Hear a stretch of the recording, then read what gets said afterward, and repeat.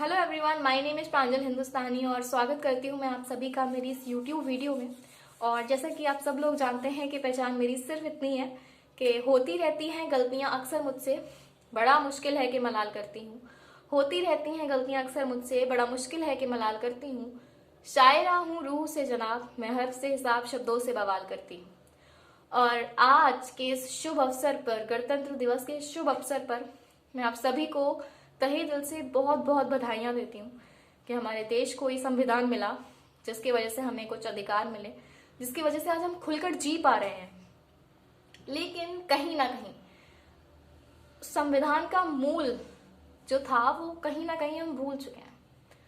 और वो मैं इसलिए कह सकती हूँ कि सही मायनों में हमारा देश आज भी आज़ाद नहीं है। आज भी हम गुलाम हैं भुखमरी के, बेरोजगारी के, अशिक्षा के और तमाम उन राक्षसों के जो हमारे देश को कहीं ना कहीं पूरी तरीके से आज़ाद नहीं होने देते। तो क्या होता अगर हमारे देश को संविधान नहीं मिलता? मैंने इस वाक्य पर, इस चीज़ पर अपने शब्दों से थोड़ा प्रकाश डालने की कोशिश की। अगर वो कोशिश आपको पसंद आए तो मुझे ज़रूर बताइएगा कि ये धरती, ये खुला आसमान नहीं होता, ये धरती, ये खुला आसमान नहीं होता मेरे देश के पास जो संविधान नहीं होता। ये धरती, ये खुला आसमान नहीं होता मेरे देश के पास जो ये संविधान नहीं होता। रह जाती चीखें बंद बस्तियों में ही कहीं, रह जाती चीखें बंद बस्तियों में ही कहीं, किसी पिछड़े के पास कोई पक्का मकान नहीं होता मेरे देश के पास अगर ये संविधान नहीं होता।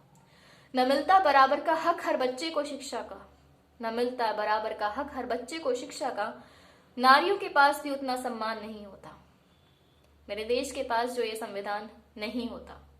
रह जाती दब की आवाजें कहीं कोने में, रह जाती दब की आवाज हिंदुस्तान के एक हिस्से की किसी कोने में, लोगों में भी उतना ईमान नहीं होता मेरे देश के पास अगर ये संविधान नहीं होता।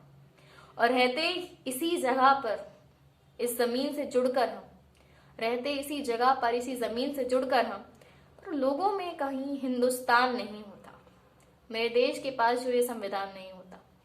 Thank you so much for watching my video. If you liked my content, do not forget to like, share and subscribe to my channel. And also, अगर मुझसे कोई गलती हुई हो किसी शब्द में, किसी वाक्य में, do let me know. It will be a very pleasure of mine to rectify it.